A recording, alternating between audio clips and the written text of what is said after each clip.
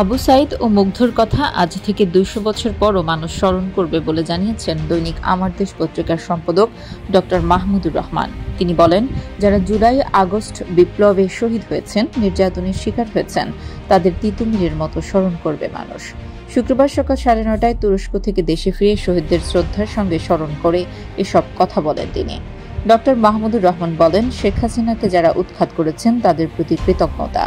শহীদদের আমরা কখনো ভুলব না। আজ থেকে ২০০ বছর পরও আবু সাঈদ, মুগ্ধ সহ যারা এই আন্দোলনে শহীদ হয়েছেন, নির্যাতনের শিকার হয়েছেন, তাদের তিতুমিরের মতো স্মরণ করবে মানুষ। তাদের ভুলে যাওয়া কখনো সম্ভব না।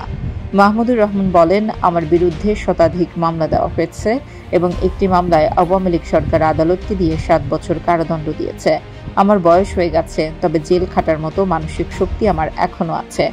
জেল থেকে মুক্ত হওয়ার পর আরো বড় পরিসরে সবাইকে নিয়ে লড়াই করব।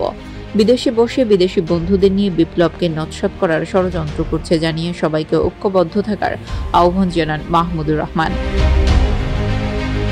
আওয়ামী সরকারের সময় মাহমুদুর রহমানের বিরুদ্ধে সারা দেশে ১২৪টি মামলা করা হয়েছিল।